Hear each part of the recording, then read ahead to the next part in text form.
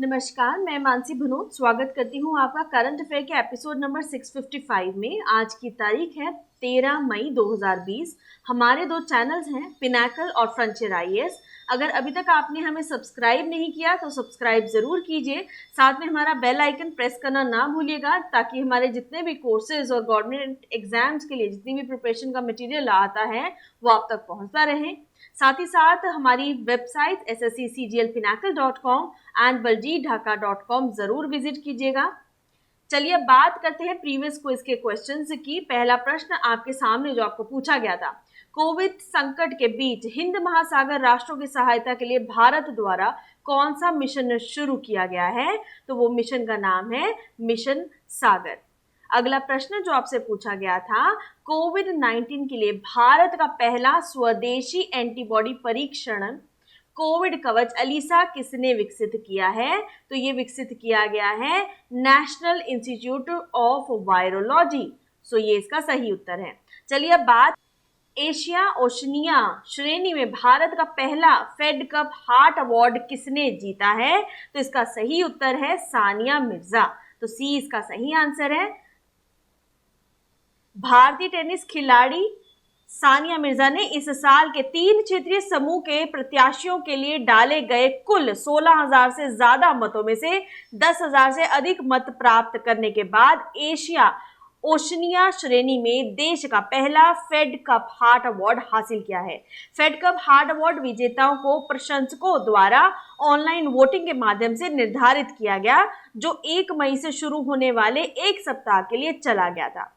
प्रत्येक श्रेणी के विजेताओं को $2,000 का पुरस्कार राशि सम्मानित रूप से दिया गया। 2016 के बाद पहली बार फेड कप एक्शन में सानिया मिर्जा की वापसी, भारत ने फेड कप प्ले ऑफ में अपनी जगह बुक की। फेड कप हार्ट अवार्ड अंतर्राष्ट्रीय टेनिस महासंघ यानी ITF की एक पहल है, जिसे 2009 में उन फेड कप खिलाड़ियों को मान्यता देने के लिए स्थापित किया गया जो कि अपने देशों का प्रतिनिधित्व करते हैं। बात करते हैं अगले प्रश्न की। भारत की पैरालंपिक समिति के अध्यक्ष पद पर कार्यरत होने वाली किसने सेवानिवृत्ति की घोषणा की है? तो इसका सही उत्तर है दीपा मलिक। तो डी इसका सही आंसर है।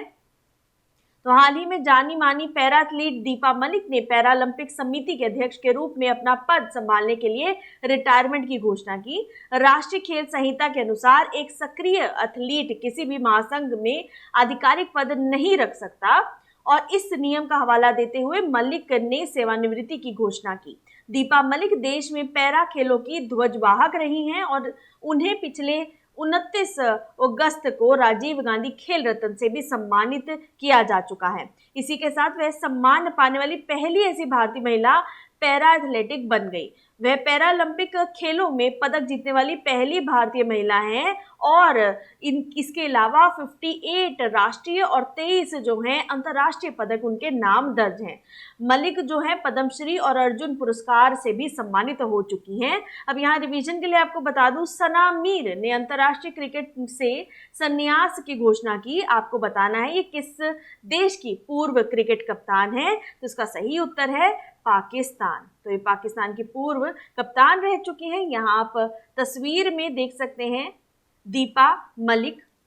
चलिए बात करते हैं प्रश्न नंबर 3 की। हाल ही में कौन सी ऐसी स्कीम ने अपने जो है कंप्लीशन के लिए 5 साल ऑफ इट्स इम्प्लीमेंटेशन पूरी करी है? तो 5 साल किस स्कीम के पूरे हुए हैं वो आपको बताना है। वो है अटल पेंशन योजना। 9 मई 2015 में ये योजना जो है शुरू की गई थी। इसको अब 5 साल पूरे हो चुके हैं। 9 मई 2020 तक इस योजना के तहत कुल नामांकन जो है वो 2 करोड़ से भी ज्यादा का हो चुका है। इस योजना को 18 से 40 वर्ष की आयु के किसी भी भारतीय नागरिक द्वारा सदस्यता ली जा सकती है। नामांकन होने पर यह योजना 60 वर्ष की आयु के बाद जो है 1,000 रुपए से लेकर 5,000 तक रुपए की गारंटेड पेंशन प्रदान करती है। इस योजना में पीएम मोदी ने कोलकाता से इसको लॉन्च किया था। इस योजना वित्त मंत्रालय के तहत संचालित PFRDA यानी पेंशन फंड नियामक और विकास प्राधिकरण द्वारा जो है ये कार्यान्वित है। चलिए यहाँ पर आप देख सकते हैं अटल पेंशन योजना, guaranteed pension of 1,000 to 5,000 rupees by government of India. अगले प्रश्न की बात करते हैं। नवीन और नवीनीकरणीय ऊर्जा मंत्रालय के नए सचिव के रूप में किसे नियुक्त किया गया है? तो नियुक्त किया गया है इंदु शेखर चतुर्वेदी को। ठीक है, यहाँ पे आप इनकी तस्वीर देख सकते हैं। इंदु शेखर चतुर्वेदी ने नवीन एवं नवीनीकरणीय ऊर्जा मंत्रालय यानी कि MNRE में सचिव का पदभार संभाल लिया है। उन्होंने आनंद कुमार का स्थान लिया। कुमार संस्कृति मंत्रालय में सचिव बनाए गए हैं। MNRE सचिव बनने से पहले चतुर्वेदी झारखंड सरकार में जलवायु परिवर्तन विभाग, पर्यावरण और वन मंत्रालय में अंतरिक्त मुख्य सचिव और अतिरिक्त सचिव के रूप में नियुक्त थे। वे झारखंड सरकार और केंद्र सरकार में विभिन्न पदों पर भी काम कर चुके हैं। अब रिवीजन के लिए यहाँ पे आपको बता दूं, खेल और युवा मामलों के नए सचिव के रूप में किसे नियुक्त किया गया है? तो उसका सही उत्तर है रवि मित्तल। चलिए बात करते हैं अगले प्रश्न की। किस राज्य में हाल ही में FIR आपके द्वारा योजना शुरू की गई है? तो ये योजना शुरू की गई है मध्य प्रदेश में। कोरोना वायरस के कारण देश भर में लॉकडाउन लागू है। मध्य प्रदेश के गृह मंत्री नरोत्तम मिश्रा, DGP विवेक जौहरी ने FIR आपके द्वार योजना लॉन्च की। इस योजना के तहत नागरिक घर बैठे शिकायत दर्ज करा सकते हैं। इस योजना को एक पायलट परियोजना के रूप में 23 पुलिस स्टेशनों में शुरू किया गया है। अब यहाँ पे आपको एडिशनल इंफॉर्मेशन के लिए बता दूं, मध्य प्रदेश में कोरोना के खिलाफ लड़ाई में 30 दिनों तक सेवा करने वाले सभी पुलिसकर्मियों को कर्मवीर पदक से भी सम्मानित किया जाएगा। मध्य प्रदेश में शहीद और अन्य मृतक पुलिस कर्मियों के लिए परिवार वालों को उनकी समस्याओं को हेल्प डेस्क के माध्यम से हल किया जाएगा। भोपाल में पुलिस मुख्यालय में हेल्प डेस्क की स्थापना की गई है। रिवीजन के लिए आपको यहाँ पे याद दिला दूं, हाल ही में किस राज्य ने जीवन शक्ति योजना शुरू की है? तो वो भी मध्य प्रदेश में की गई है। यहाँ पे आप देख सकते हैं ये स्कीम FIR आपके द्वार लॉन्च करते हुए। लोकेशन देख लेते हैं। डैम्स और रिवर जो है, गांधी सागर डैम चंबल रिवर के ऊपर, इंदिरा सागर डैम नर्मदा रिवर के ऊपर। National parks, Kanha tiger reserve, Panna national park, Pench national park, Bandhavgarh national park. Capital यहाँ की भोपाल। गवर्नर है लालजी टंडन। CM है Shivraj Singh Chouhan. World heritage sites है बुद्धिस्ट मॉन्यूमेंट है Sanchi, Khajuraho group of monuments. अगले प्रश्न की बात करते हैं। किस सिटी के द्वारा प्राण वायु प्रोग्राम जो है रेस्पिरेटरी हेल्थ की अवेयरनेस के लिए क्रिएट किया गया है, जागरूकता पैदा करने के लिए किया गया है? तो बेंगलुरु द्वारा किया गया है। बेंगलुरु नगर निगम ने बेंगलुरु वासियों के लिए रेस्पिरेटरी हेल्थ की जांच करने की आवश्यकता के बारे में जागरूकता पैदा करने के लिए प्राण वायु कार्यक्रम शुरू किया है। इस पहल का उद्देश्य लोगों में ऑक्सीजन स्तर को बढ़ाने में उनकी मदद करना है। इससे उनकी बीमारियों के घातक होने से पहले ही उन्हें उनके स्वास्थ्य के बारे में सचेत करना होगा। विशेष रूप से कोविड-19 में जितनी भी हाइपोक्सिया ऊतकों में ऑक्सीजन की कमी का कारण बनता है, उसको जो है कंट्रोल करना है। अब यहाँ पे आप लोकेशन देख सकते हैं।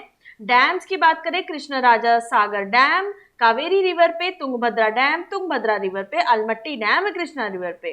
नेशनल पार्क की बात करें, Nagarhole national park, Anshi national park, Bannerghatta national park. Capital है यहाँ की बेंगलुरु। गवर्नर है वाजूभाई वाला। CM है BS Yediyurappa. UNESCO world heritage sites हैं हम्पी मॉन्यूमेंट्स एंड पडक्कल मॉन्यूमेंट्स। अगले प्रश्न की बात करते हैं। स्कूल शिक्षा प्रदान करने के लिए किस राज्य के शिक्षा विभाग ने दूरदर्शन के सहयोग से ऑनलाइन कक्षाएं शुरू की हैं? तो ये शुरू की गई है झारखंड के द्वारा। झारखंड में राज्य शिक्षा विभाग ने दूरदर्शन के साथ मिलकर राज्य के छात्रों और को स्कूली शिक्षा प्रदान करने के लिए ऑनलाइन कक्षाएं और शैक्षणिक कार्यक्रम शुरू किए हैं। प्रत्येक कक्षा के लिए आवंटित विशेष स्लॉट के साथ कक्षा 1 से लेकर 12वीं तक के छात्रों के लिए विशेष शैक्षणिक व्याख्यान डिजाइन किया गया है। कार्यक्रम क्षेत्रीय DD चैनल पर प्रसारित किया जाना है।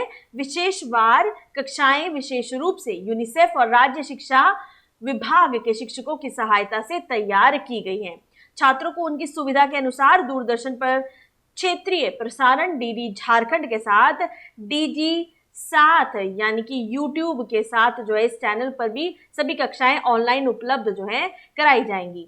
अब रिवीजन के लिए आपको यहाँ पे बता दूं, किस राज्य ने नागरिकों को मुफ्त भोजन प्रदान करने के लिए मुख्यमंत्री दीदी रसोई योजना शुरू की है? तो वो झारखंड के द्वारा ही शुरू की गई है।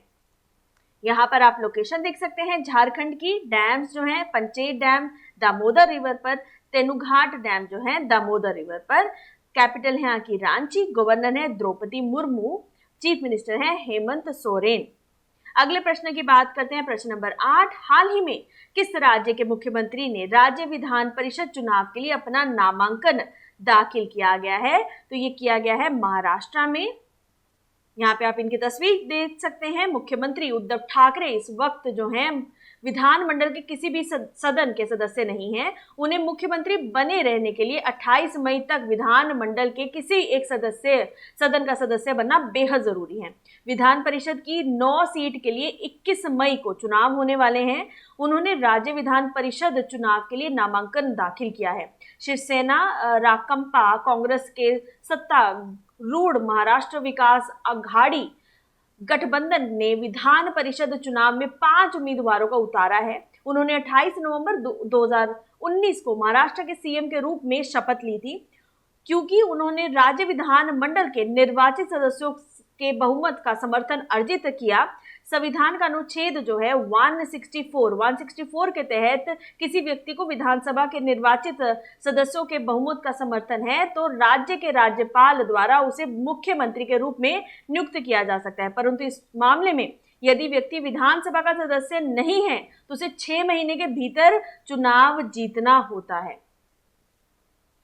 चलिए बात करते हैं अगले प्रश्न की। प्रश्न नंबर 9। किस देश का नौसैनिक पोत कोणार्क एक युद्धाभ्यास में भाग लेते समय अपने ही देश के मिसाइल हमले का शिकार हो गया? तो इसका सही उत्तर है ईरान। ओमान की खाड़ी में चल रहे युद्धाभ्यास में भाग लेते समय ईरान का एक नौसैनिक पोत अपने ही देश के मिसाइल हमले का शिकार हो गया। ईरानी सेना का यह पोत दूसरे जहाजों के लिए लक्ष्यों को तैनात कर रहा था। इसी दौरान इस मिसाइल के निशाने पर आ गया। सरकारी टीवी के मुताबिक यह घटना रविवार को ओमान की खाड़ी में तेहरान के दक्षिण पूर्व में करीब जो है 1270 किलोमीटर पर जो है जसक के बंदरगाह के पास हुई। 2018 में कोणार्क की मरम्मत करके इसे समुद्री और एंटी शिप मिसाइल लॉन्च करने के लिए सक्षम बनाया गया था। 47 मीटर लंबे इस पोत का निर्माण हॉलैंड द्वारा किया गया था और इसे जो है 1988 में ईरान की नौसेना में शामिल किया गया था। अब रिवीजन के लिए यहाँ पे आपको बता दूं, किस देश ने अपनी मुद्रा को बदलकर तोमान करने का फैसला किया है? तो वो भी ईरान के द्वारा किया गया है। यहाँ पर आप लोकेशन देख सकते हैं, कैपिटल देख सकते हैं, तेहरान है। ईरान की करेंसी जो इस्तेमाल में लाई जाती है दैट इज रियाल। इसी को बदलने की बात कही जा रही है। अगले प्रश्न की बात करते हैं। डीआरडीओ ने एक स्वचालित संपर्क रहित अल्ट्रा वॉलेट सैनिटेशन कैबिनेट ध्रुव जो है विकसित किया है। आपको इसका पूरा नाम बताना है कि इसकी फुल फॉर्म क्या है। तो इसकी फुल फॉर्म है defence research ultraviolet sanitiser. तो बी जो है इसका सही आंसर है। यहाँ पे आप तस्वीर में देख सकते हैं डीआरडीओ की एक प्रीमियम लैब RCI ने एक automated contactless UVC sanitising cabinet defence research ultraviolet sanitiser तैयार किया है। इस कैबिनेट के जरिए मोबाइल फोन, आईपैड, लैपटॉप के अलावा दूसरी कई चीजों को सैनिटाइज किया जा सकता है। ड्रूव्स जो है सैनिटाइजिंग कैबिनेट को ऑपरेट करने के लिए इसे छूने की किसी प्रकार की कोई भी ज़रूरत नहीं है। इसे सैनिटाइजिंग कैबिनेट में जो है प्रॉक्सिमिटी सेंटर स्विच दिया गया है, जिससे क्या होता है कि जो ड्रॉर ओपनिंग और क्लोजिंग मैकेनिज्म पर काम करता है। इससे क्या है कि इसमें जो प्रॉक्सिमिटी सेंटर स्विच के कारण ड्रूव्स को ऑटोमेटिक और कॉन्टैक्टलेस बनाना संभव हो पाए। यहाँ पे आप देख सकते हैं इस तस्वीर में कैबिनेट के अंदर रखी किसी भी चीज को UVC का 360 डिग्री का एक्सपोजर इसके अंदर दिया जाता है। अब चलिए बात करते हैं आपकी समरी कीवर्ड्स 13 मई 2020 की। Fed Cup heart award in Asia Oceania category Sania Mirza को दिया जा रहा है। रिटायरमेंट प्रेसिडेंट जो कि पैरालंपिक कमेटी ऑफ इंडिया की कौन जो अभी रिटायरमेंट ले रही हैं दैट इज दीपा मलिक। 5 साल की इम्प्लीमेंटेशन अटल पेंशन योजना के द्वारा कंप्लीट हो चुकी है। New secretary ministry of new and renewable energy के चुना गया है इंदु शेखर चतुर्वेदी को। अगली बात करते हैं FIR आपके द्वार योजना। ये कहाँ पे लॉन्च की गई है? मध्य प्रदेश में। प्राण वायु प्रोग्राम ये शुरू किया गया है बेंगलुरु में। स्टेट एजुकेशन डिपार्टमेंट और दूरदर्शन के साथ मिलकर फर्स्ट से लेकर 12th क्लास तक के लिए ऑनलाइन क्लासेस जो हैं वो यूनिसेफ के साथ मिलकर झारखंड में शुरू की जा रही हैं। CM जो कि nomination state legislative council polls के लिए अभी उद्धव ठाकरे के लिए, महाराष्ट्र के लिए आपको ध्यान में रखना है। नेवल वेसल कोणार्क में जिसमें मिसाइल अटैक खुद ही जो है उन्हीं के बंदों पर हो गए, उसमें 19 जो है मारे भी गए हैं। ये कहाँ पर हुआ है? ये ईरान में हुआ है। DRDO ultraviolet sanitisation cabinet, DRUVS की फुल फॉर्म आपको बतानी थी, defence research ultraviolet sanitiser. अब चलिए बात करते हैं क्विज फॉर द डे की। पहला प्रश्न, एशिया ओशनिया श्रेणी में भारत का पहला फेड कप हार्ट अवार्ड किसने जीता है? अगला प्रश्न है, हाल ही में किस राज्य के मुख्यमंत्री ने राज्य विधान परिषद चुनाव के लिए अपना नामांकन दाखिल किया है? ठीक है, तो सब्सक्राइब जरूर कीजिएगा, साथ में हमारा बेल आइकन प्रेस करना ना भूलिएगा। Thank you so very much. Have a nice day. Stay safe, stay home.